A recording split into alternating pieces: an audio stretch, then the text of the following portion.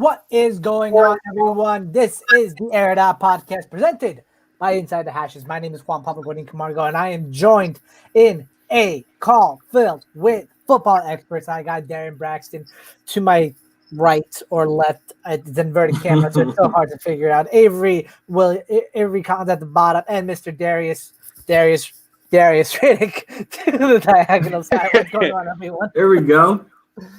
How's everyone doing today, guys? Even though we lost, still it is what it is. You know what it is. Big trust, baby. It's cool. It's cool. We take it. I know that Darius has a lot to say about the Patriots win against the Ravens on Sunday Night Football last week. But I just want to know one thing. So, we commented this last week that Darius, you didn't care about rankings. And now all of a sudden, you're just so sour about the ITH fantasy rankings. And I just don't understand. What was a change of opinion? You went on Instagram, and all of a sudden, you posted this. I was like, I felt some type of way. Like, he had to go post it on his story. The man's been not number one for 2 weeks, and he comes back, and he's on Instagram happy. So you know what? You got it on. We'll see what happens in the playoffs. But why do you gotta hate on my success? Man, what did I ever do to you? Wait, I know. I took the one spot and bumped you down to 2. That's what I did. All right. Wow. So with that being said, if you want to go ahead and just rip away a little bit at the Patriots, have at it. I'll give you 2 minutes to do that. Before I do that, I know we're a football podcast, but I'm sending my prayers out to Klay Thompson, who tore his Achilles. I really feel bad just because he was coming off of the ACL injury, and now he's coming off of this, man. I was really looking forward to seeing him play this year. But we are a football podcast. With that being said, that's 2 in a row for us. It was a huge win to go against Baltimore, a team that obviously we know what Baltimore could do with Lamar Jackson, that defense, and we ran it down their throat. I'm really, really excited, and now we play Houston, and we have a chance to be above. We have a chance of having a 5-5 record. That's all I'm gonna say on that, man. Can't go for MVP. So, all of our best front stoppers got injured or were hurt. Our team seemed to not want to get it in gear until the last quarter and a half. I give the Patriots this one. Patriots beat us through their offense. We cannot stop the run to save our lives, and I'm a little nervous about our upcoming matchup against that big beast of a man that ran us out of the playoffs last year. But with that being said, I'm wearing the Lamar jersey because y'all got to understand this. Lamar did not play bad. Lamar took off when needed. He was able to sit there and deliver strikes from the pocket. Even with the rain, this guy was out there doing his thing. And honestly, if it wasn't for the fact that Bill Belichick called the worst monsoon of ever to come on that last drive, we would have had. He called the rain, man. He called the rain. Listen, man, he called in the gods to do that. Because oh my God, I could see the screen the whole entire game until that point. It became almost white, but. It is what it is. All right, guys. I'm gonna cut you there. At that point because we can go off about the hate on that monsoon game all day if we wanted to. I would have let Avery go off on a rant myself if the Falcons even played this week, but we're not gonna visit that right now. Right now, what we're gonna visit is the rundown. And first thing we're gonna start off here on the rundown today is a little news coming out of our nation's capital today. So Dan Snyder might just be calling it quits on finding a new team name, as team president Jason Wright said in an interview with ESPN early on Thursday that the nickname Washington Football Team might be the franchise's permanent name going forward. Wright said about the name, quote, "With this one, people are excited about the idea of a club that has an identity rooted solely in the area it's represented. Maybe it's football team or maybe it's football club. And the only two names that he said, that he's willing to possibly go with, that the team is a little hot on, is Red Wolves and Red Tails. But they want to make sure that they are in agreement with Native American tribes to try to show the best of the culture as well as best represent the area that they're in. And Avery, we'll get to the comments there in a little bit, but we'll jump out to our second thing in the day, which is, Philly sports radio, guys. We're all Jersey people. We all listen to sports radio, I like to imagine. New York radio is just one beast that a lot of people can't handle, but Philly sports radio is just a show, my guys. Because look, earlier this week, Eagles head coach Doug Peterson said in his weekly guest spot on WIP's morning show, well, he didn't say anything. It's more what he was listening to. And while he was on hold and listening to the live show, the Eagles head honcho heard the show's main poll question play on the air revolving the Eagles' 27-17 loss to the Giants on Sunday. The question was, who do you blame the most for the Eagles' 10-point loss to the Giants, with the poll showing that 74% of people blame the coaches. And it was said on the air that it was the coach's fault for the Eagles losing. And Doug Peterson heard all that while he was waiting to come on to the show. And then he came in right after. He told the host, Angelo Cataldi, good morning, Angelo. Thanks for the lead in. I appreciate that. That was awesome. Listen, that puts me in a great mood today. Already in a great mood. Really appreciate it. And, Angelo trying to backtrack or trying to, roll with the hate a little bit to try to get Doug going. And all he could say, and all Peterson could say is I'm pissed off, Angelo. I'm pissed off. And then he just went into a whole rant about how there's so many frustrating pieces that the Eagles can't figure out, that there's a lot of stallment in the offensive scheming, that the defense is doing its best, but it's just not enough. And that their next game against the Browns has to be a turnaround game for them. And we'll touch on that game later in the show. And then speaking of the Eagles, Philadelphia has just placed 3 wide receivers in the COVID reserve list. The main guy that people are hating on is the main guy they've been hating on since he got drafted, wide receiver J.J. Arcega-Whiteside. He had tested positive for the coronavirus. And now 2 more wide receivers, John Hightower and Deontay Burnett, are on the list simply because of contact tracing related to Arcega-Whiteside. And then now, finally, to end the rundown we're moving up into Detroit. And it's not about anything that's happening on the field. Far from it. It's from what's happening off the field. It's been a while since we heard some controversy come from a sports player's wife, but this one is a doozy. Kelly Stafford, the wife of Detroit Lions quarterback Matthew Stafford, went on an Instagram rant earlier today saying that she's, quote, tired of living in a dictatorship that we call Michigan. I understand there's a pandemic, and I understand it's very scary. I'm scared of it too. If you're in risk, do not leave your house until there's a vaccine. But shutting down all these small businesses, things that people have worked their lives for, shutting them down again is not the answer, because they will not make it. Now, Michigan has implemented a 3-week COVID-19 pause, which banned indoor dining services at restaurants and bars, shut down in-person classes for college and high schools, and even banned attendance for sporting events. And the restrictions took effect earlier this Wednesday. And this isn't even the first time that the Stafford family has been in the news for COVID talk, because earlier in August, if you guys remember, Matthew Stafford falsely tested positive for the COVID virus, and then everyone in the community, in the Stafford community, in Stafford's living community, was just stink eyeing them at grocery stores, blaming them for the pandemic, saying they're not being careful or wearing masks or anything,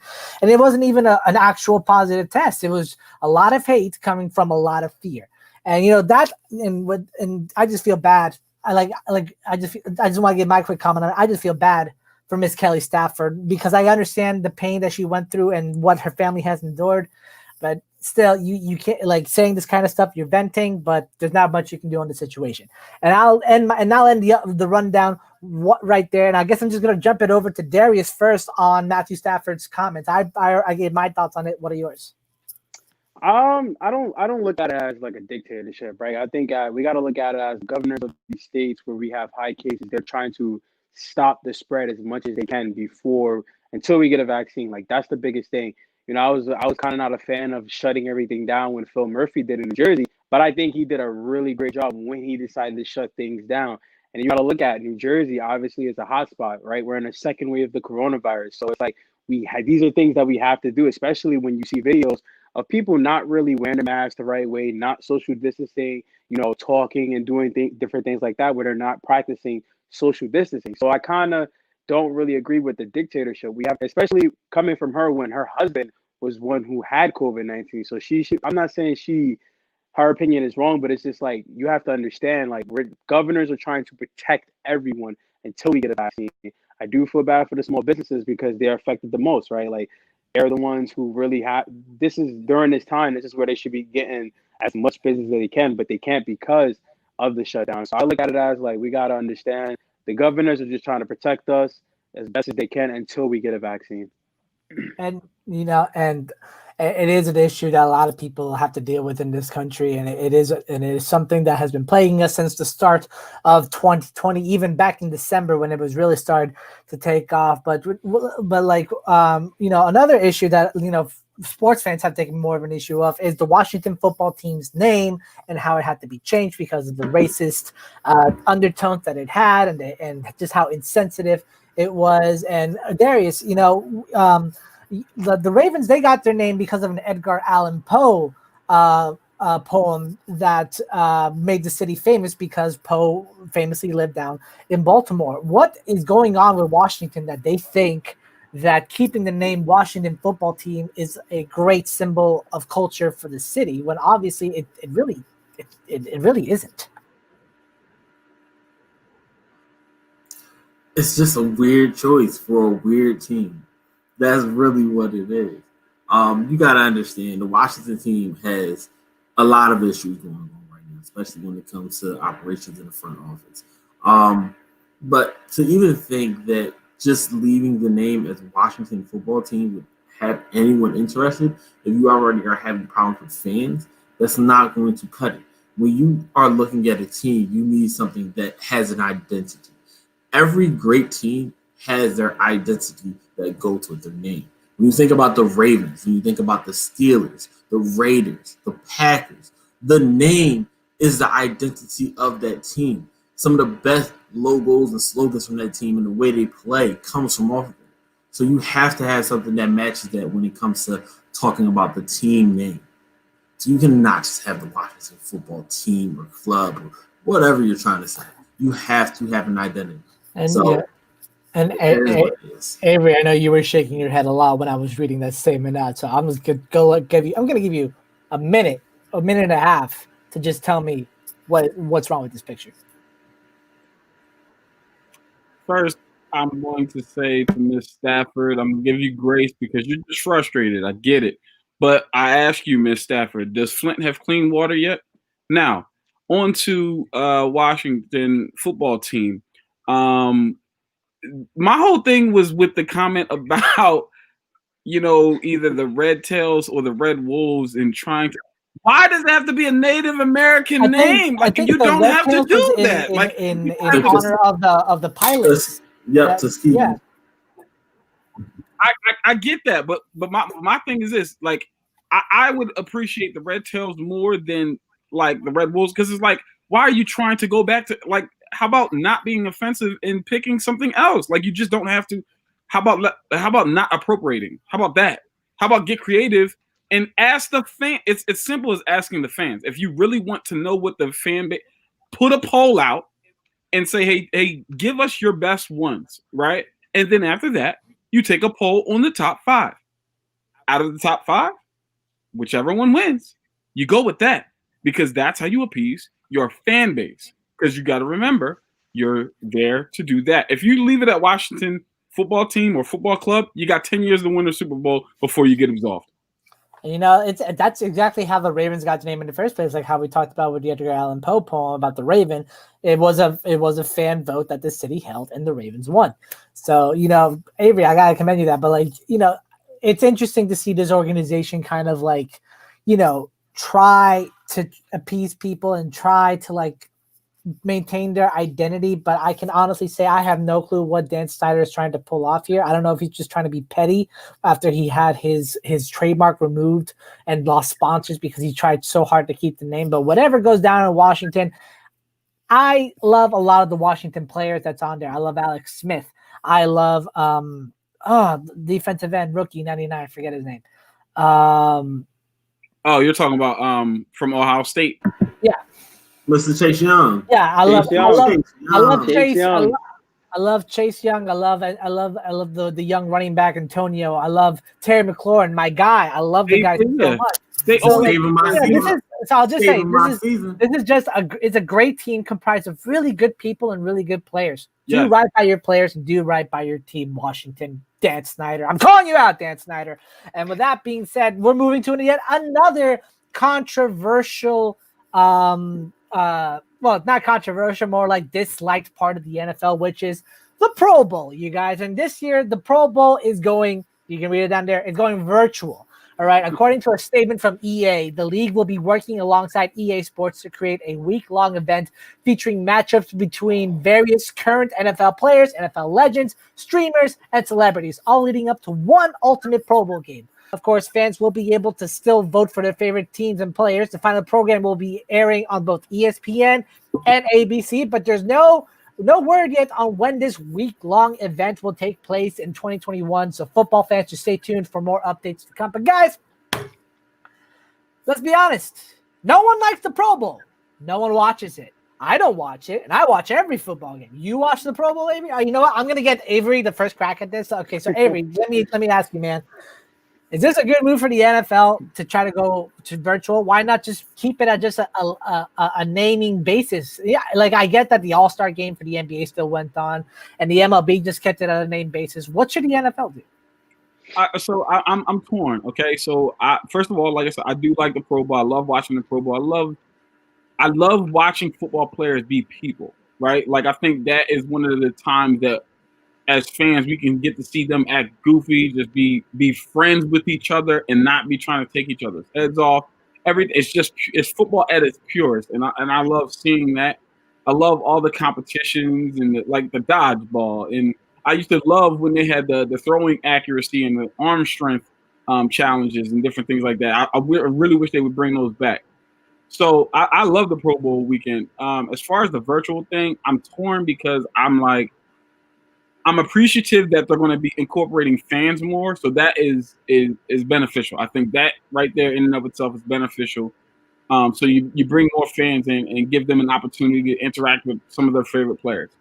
But at the same time, it's not. I mean, it's not the same. Like I don't want to watch these guys play Madden. Like I don't want to watch it. Me personally, like I'm not one of those people who like to watch other people play the game. Like I'd rather play against somebody, but I mean, it is what it is. Yes, vote for Ocho Cinco. Period. He's not even playing anymore. But you know what? Whatever. Avery, finish with that. Sorry. But yeah, it's stuff like that. It's stuff like Chad, leading up to the Pro Bowl, vote for Ocho, doing all the antics, like all of those different things are amazing. You get to see the personalities of these guys come out. So I'm not liking that aspect, but I'm appreciative that the NFL is saying we're going to be safe before we're going to be anything else. So I'm appreciative of that, and I think the NFL is doing the right thing by going virtual. All right. And that going virtual is the safe way to do, and trying to highlight the guys, who are working hard to get the recognition that they deserve to do so. But let's talk about outside the Pro Bowl in general with the way that it's been over the past how many years it's been. And we've always tried to figure out alternatives to try to make it more fun, to try to make it more appeasing to audiences. Nothing has really worked as of late. So I'm going to ask Darren, man, is there any way to fix the Pro Bowl going forward? Going forward with the Pro Bowl, honestly, we need something to incentivize it to make it interesting. The Pro Bowl is not a game that's played like the All-Star game. All-Star game has at least a little bit more defense. There is a little bit more competitiveness in it. The Pro Bowl does not have that. There is a bunch of guys that are all-stars running around and just showing off. And it's not even fun anymore for us to watch. So until they get the competitive action back, I don't think a lot of people are going to be watching it as much. But to comment on what's going on now, they need to just say they're canceling the Pro Bowl completely, and this is a Madden tournament. Because this is not the Pro Bowl. Let's be 100% honest. If they're going to say this is all going to be on Madden, this is a Madden tournament, not a Pro Bowl. And honestly, if they really want to try to do this virtually, a good idea that I've been thinking of, what the NBA did with the horse game, something comparative like that with the NFL. You get guys on the judge machines at home because a lot of these guys got them. You get them to catch different angles. And whoever drops the ball, things like that would make it interesting because it's just normal day stuff. And, just saying, NFL. And, great ideas over there. I'd love to see like a one-handed catching competition between Odell, Jarvis, Michael Thomas, and a bunch of other people. But like Darius, I want to ask you, man, like, the Patriots have always kind of been a consistent I guess factory of Pro Bowlers when it came to like a lot of players. Not that there's no player being like one player in particular, JC Jackson, who is leading the league in interceptions, somehow is getting blackballed out of the Pro Bowl voting.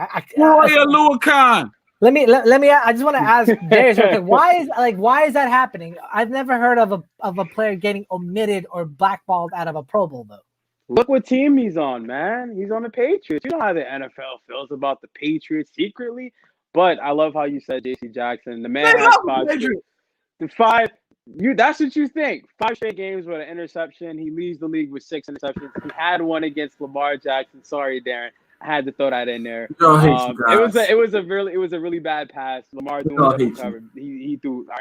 But when you look at the Patriots, like you said, Juan, we had numbers of Patriot players, right? Like Tom Brady, Randy Moss, Wes Welker, Rob Gronkowski, Asante Samuel. Like the list goes on and on. But obviously, I personally feel like we know what the Pro Bowl is. It's a fan vote base, so fans probably feel like, you know what, the Patriots really don't have nobody who's arguably that should be on this team outside of Matthew Slater, who's always on the Pro Bowl because he's a special teamer. He's one of the best special teamers, I think, in my opinion, in the league. He's always there making the right plays on special teams. But it's something I want to say too before I continue, Avery. I do like the idea of having like the old school, not old school, but the dodgeball and stuff like that. I love watching that. I love watching the players mic'd up, talking to each other, because you really get to see them actually be friends with each other. It's like they're not really trying to take their heads off. You really get to see them be themselves. So things like that, the dodgeball, all the stuff I really do enjoy. Tackling the Patriots mascot last year. Yeah, tackling the Patriots mascot. Like I really, I love, like that's the type of stuff that Thank I love. you. Thank you, Chris. I had to. Oh my God, say what it is. Before I go, I do think the NFL, it should be competitive. Like right at the end, we look at the NBA, right? And the fourth quarter, it gets competitive, especially last year with the target score. I definitely think the NFL, they won. There's. It looks like we lost you for a bit, man. But like, it's all right. In the meantime, like I will say this one thing about the fan voting with the Pro Bowl: it only counts for about 10% of the voting process. The rest is determined by NFL experts, the Pro Football Writers of America, and teams themselves over who they want to send over to the big game. But one guy who has been a consistent Pro Bowl attendee and honoree over the course of his career is Drew Brees. And that actually brings us to our second topic of the day, which is Drew Brees' latest injury. You guys, now, like against the San Francisco 49ers on Sunday, he suffered multiple rib fractures and a collapsed lung. First off, just thinking of someone's lung collapsing inside, I don't even know how that's possible. It is scary to me. It frightens me. And that's coming from a guy with asthma. But I'm also like, I did a little research on Drew Brees' injury history on this great article called Scars of the NFL's Old QB Guard on ESPN. And it features, the injury history of Tom Brady, Phillip Rivers, Ben Roethlisberger, Aaron Rodgers, and Drew Brees. And throughout his career, his illustrious career, Drew Brees has missed 14 career games. He's been on the injury list 19 times in his career. He's amassed 19 injuries in total, 6 on his right thumb, 3 on his left knee, 2 each on his left shoulder and right foot and right shoulder, and 1 each on his calf, left ankle, right knee, and a concussion. And this makes 20 and 21 with a collapsed lung and fractured ribs, guys. So, looking at how much Drew Brees has sacrificed for the game, how much he's pushed himself to be an ironclad man for the New Orleans Saints, you got to think, for the 41-year-old signal caller down in New Orleans, is it time for him to retire? And I want to ask the Falcons fan, the rival fan in the group, Avery Collins, who's had the pleasure of watching this man play in the NFL since he got to New Orleans in 2006, I'm going to say, should Drew Brees retire? Again, I'm torn. This one is tough. So the football fan in me says no, right? Drew can still play, and he plays at a high level. That's the thing about it. It's like, it's one thing. It's not a Peyton Manning situation where we saw the decline, right? He's still playing, and he's playing at a high level. I mean, last year this team was in the playoffs. This year they're in the hunt for the playoffs and winning the division again. Number one. So for me, it's tough because I'm like, unless it's unfun for you, Drew, but if you can still play, I mean, play. Why not? If the team is willing to bring you back, play. But then the human in me is like, dude, your life and your health is much more important than anything else. You are getting older, and Father Time is undefeated. Broken ribs and a collapsed lung on that type of hit, it wasn't one of those hits where it's just like crushing. He didn't land 100% of his weight on top of him. So for me, it was a situation where I wonder if his body is just becoming more brittle because of the older age. And so I question if he should continue to play after something like that. Again, we're talking about, fractured ribs, the collapsed lung. Like, you got to think, I mean, at some point you're going to have to let the game go. So I would say that, this year might just have to be it. I mean, for me, but I mean, it really, like I said, it's all going to boil down to how Drew Brees feels, how he recovers from this, and different things like that. So, well, it's interesting that you say that. To not see Drew Brees on the field anymore as a Falcons fan, but as a football fan, I love watching Drew Brees.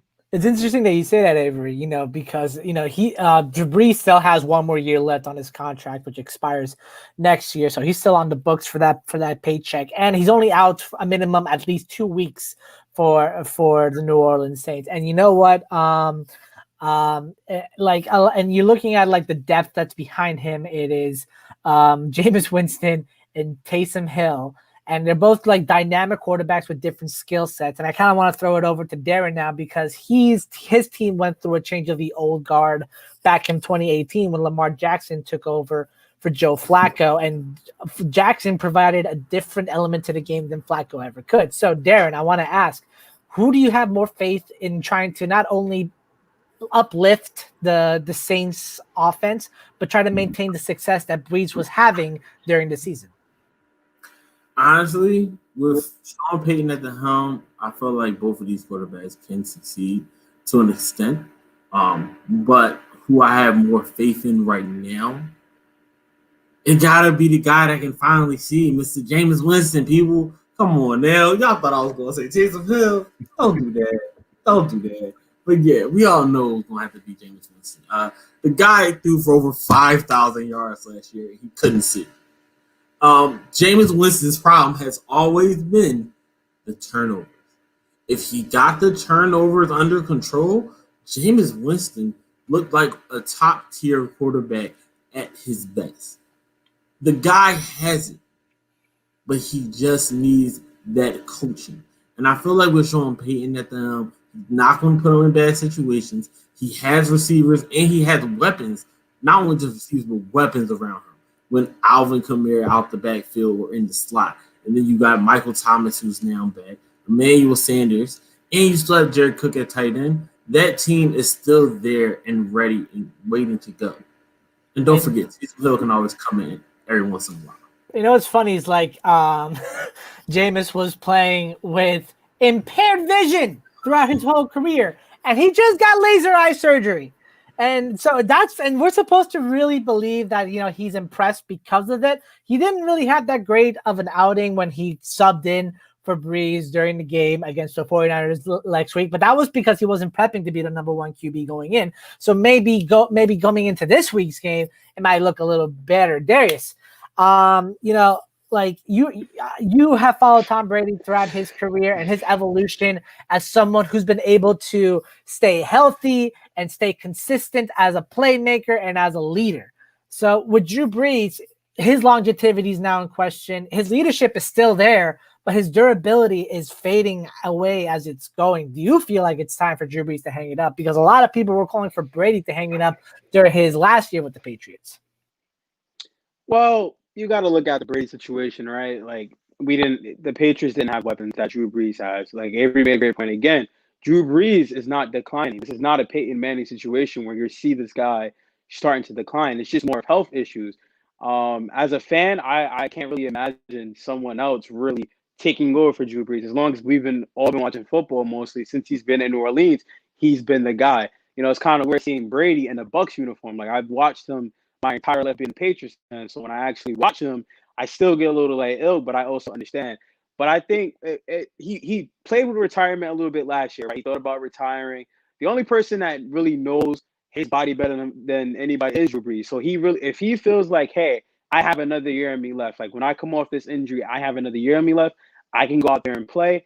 I can play. Like you said, Juan, he has 1 year left on his contract. So after next year, it really comes down to, is New Orleans Saints going to actually re-sign a 42, 43-year-old quarterback, or are we going to see another Tom Brady situation where it's like, you did what you did, you got us a Super Bowl, but it's time for us to move on because you can't play with us forever, and we can't have you here. And we got to build for the future. We have to look forward to the future and see what we can get out of either Jameis Winston if we're going to bring him back.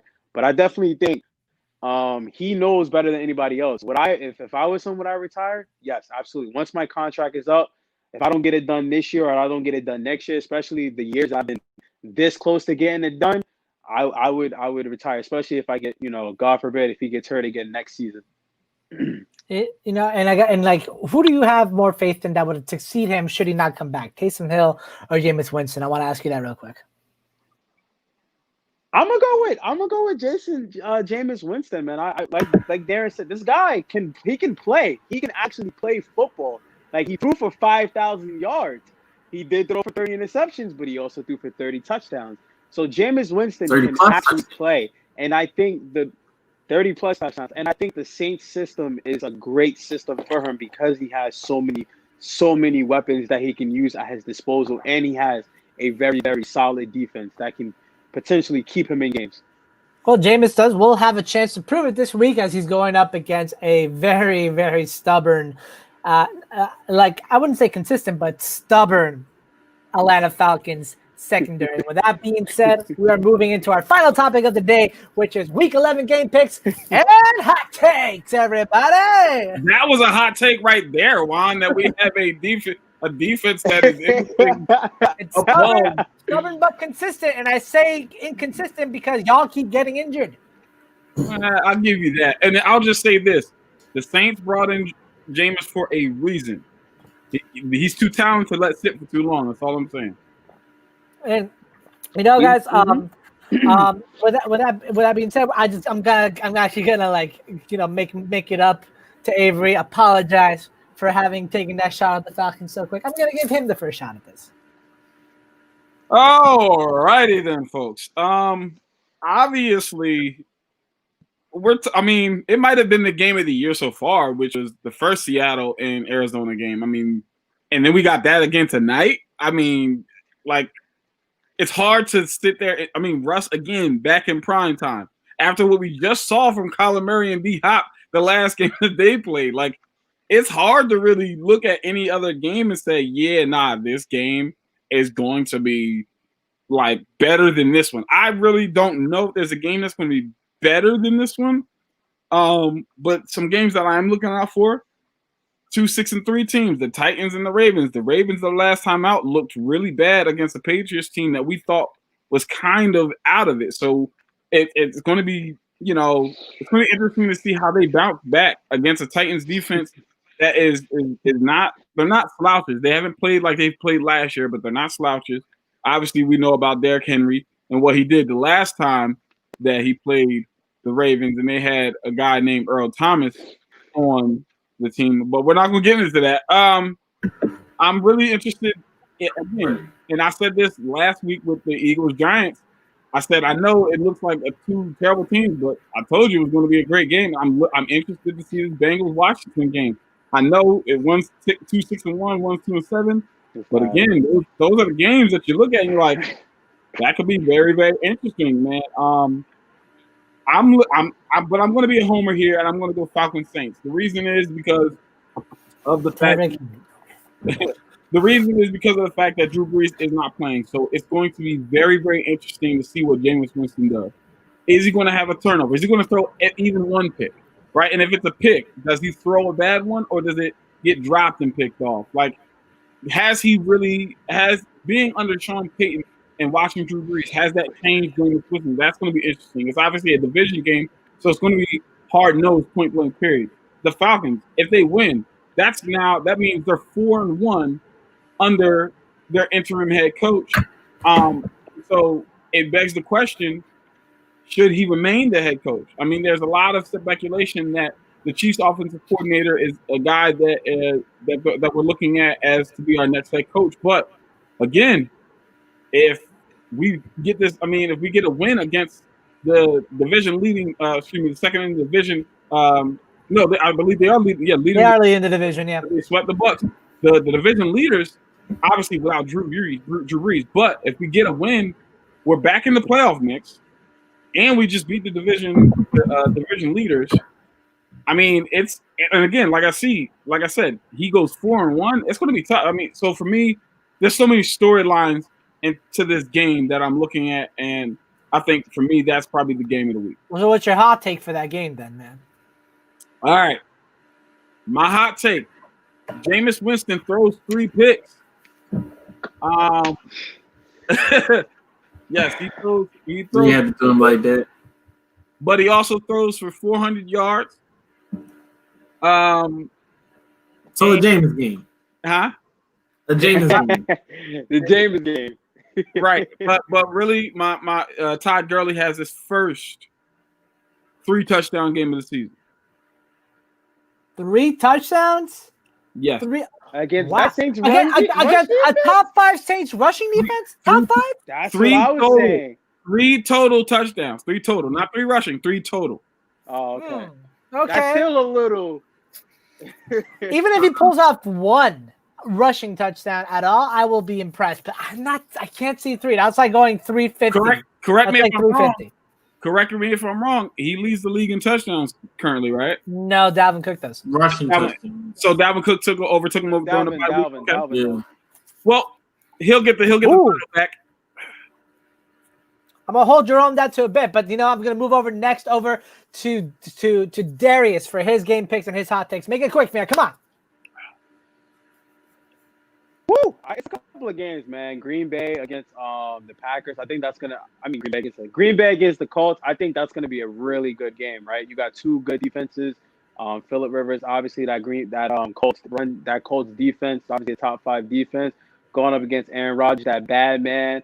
How is he gonna perform? Especially after last week, they really struggled against Jacksonville. The Eagles, the Browns. I think that's gonna be a good game, man. I think that's a underrated game. I think we're going to see the Browns come out and just run the ball against that Eagles defense. And I can kind of see Doug Peterson that being his last game if the Browns somehow win. But my hot take, it's not really a hot take. He did it before, but I think he's going to do it again. Tyler Lockett is going to have over 200 receiving yards against that Arizona defense. He is going to torch them again for 200-plus receiving yards. And Russell Wilson is going to bounce back from struggling these last 2 weeks. This is the game. Like Avery said, the lights are on. He knows everyone's going to be watching. Everybody who loves football is going to be watching him play tonight. He struggled these last 2 games really to get his receivers involved. So he's going to have a bounce-back game, and Tyler Lockett is going to go off. Yeah. Did you see what happened the last time the Cardinals played against the Seahawks? Wilson had 3 picks. And the only reason one of them wasn't a pick 6 was because DK Metcalf chased the guy down. Buda Baker, no less. DK got clamped in that game, too. Yeah, he did. He got clamped in that game. Tyler Lockett had a great game. That's who was going to have another And it didn't matter because Russell Wilson got, freaking, contained. He was contained. And that's the one thing you, as the Seahawks, if you can keep Russell Wilson contained, it's an automatic win. And Cardinals know how to do that. And they've proven to do so even without a pass rusher and Chandler Jones being there. And with that, Darren, give me your hot take and your game of the week. Go. All right. So, Definitely got to be looking at tonight's game. That one, I'm waiting. I got my dinner already ready and set up. Oof, I'm set for that.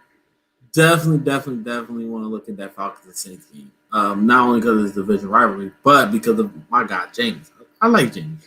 I think James is honestly going to win, but I don't think he's going to win by much. I think it's going to be a closer game than a lot of people expect. But you already know my game of the week, people. Ravens versus Titans. Payback for the playoffs. And you got to understand, right now, what we fixed in the offseason to stop a guy like Derrick Henry is all out. No Brandon Williams. No Calais Campbell. No LJ Ford. The run stoppers for the beasts that we're about to have to go against.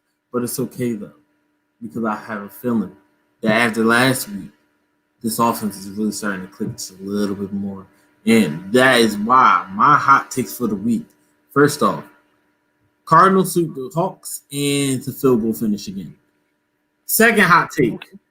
That's possible. Yeah. Ravens win by 1 score, but for all the Derrick Henry fans out there, he runs for $150. The reason we win, he fumbles in the fourth quarter. Do you ever see a show called 30 Rock? Because there's this one character in the show who does this all the time. Oh my God! You keep making these Ravens predictions, these Ravens stat predictions, and they never come true. In fact, they always lead to a loss. 350. Man. Yeah, man. Like every Ravens prediction you've made. Every Ravens prediction you made has ended in a Ravens loss. You might want to consider stopping doing that. You might want to 3 in your Ravens predictions. You know what? You might want to consider maybe not doing that because it might be that you're just jinxing them at this point. Oh, don't do that. Don't throw spice on it like that now. Hashtag 350, yes. Hashtag 350, baby. Hashtag 350. And you know what? I'll lay off the salt. I'll lay off the salt a little bit here because I'm going to go jump into my game of the week now. First, y'all know I do a jersey pick every week for the primetime games. I don't own a Cardinals jersey, unfortunately. So I picked out a red color to signify the scarlet red that the Cardinals are going to be wearing tonight. So I'm picking the Cardinals to win over the Seahawks tonight. That's my first thing. Second, my game of the week is actually one that Darius just mentioned. It is the Eagles-Browns game. And I'll tell you why it's my game of the week. It's not because of the Doug Peterson comments, although they were hilarious to listen to. It's not because this is the last chance for the Eagles to actually gain any more traction in the competitive NFC East that they're in right now. No, it's because of the 2 running backs that the Browns have in their backfield. Nick Chubb, who just came back from a high ankle sprain that he suffered earlier this year, and Kareem Hunt, guys. And a reason why is because these 2 are set to become the first 2 running backs on the same team to rush for 1,000 yards each in a single season since last year when Lamar Jackson and Mark Ingram did it together for the Ravens, and the year before that when Jonathan Stewart and DeAngelo Williams did it for the Carolina Panthers back in 2009. I am a big lover when it comes to run-first offenses. And so watching, Nick Chubb and Kareem Hunt being able to, tear defenses a new one and being that 1-2 combo who have different but similar skill set is just awesome to see. And as for the Eagles, I have to count them out here because this is the self-destruction of Carson Wentz.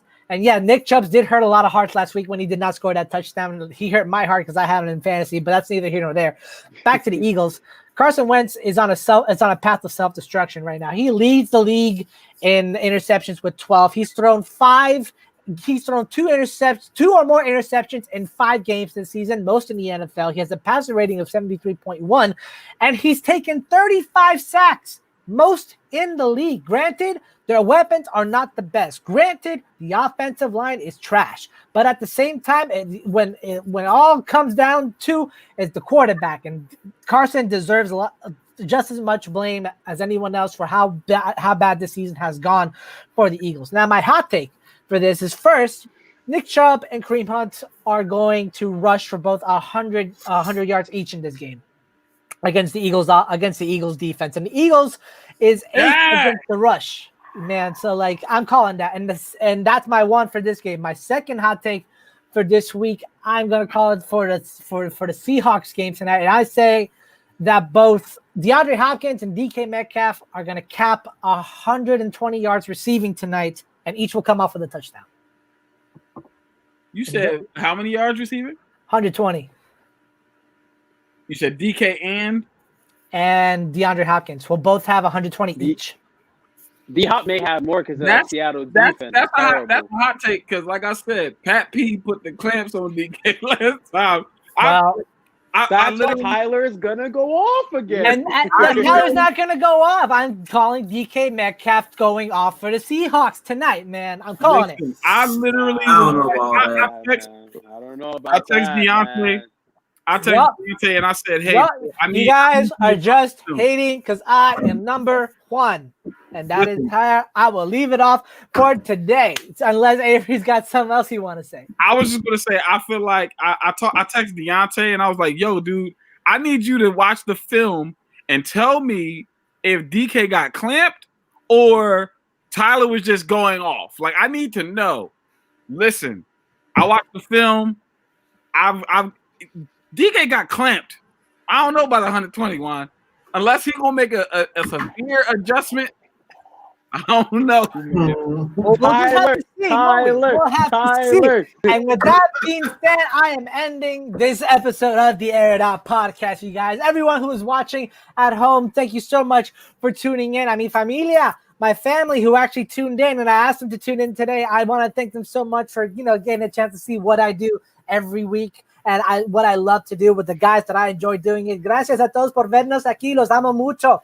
And guys, with that being said, I kind of want to do our quick plugins for all of our podcast guys, for all of our audio and visual podcasts. You can check us out on Apple Podcast, on Spotify, on Anchor, anywhere that you listen to like audio podcasts, whether it's our player interviews or the RPO or the Fantasy Aces. Inside the Hashes is there. You can also check us out on our social medias. On Instagram, we are at Inside the Hashes. On Twitter, we are at Inside Hashes. On Facebook, we are Inside the Hashes, the football group. And also check out our video content on our YouTube channel. Just type in Inside the Hashes on the search bar, as well as on our website, InsideTheHashes.com. And join our Discord, you guys, for all the football fans out there. We want to hear from you just as much as you want to hear from us, whether it's high school football, college football, the Canadian Football League, the Arena Football League, the USFL, which is no longer working, but we can still talk about it if you feel like there's some things left unsaid about it, or the NFL. We want to hear about it from you.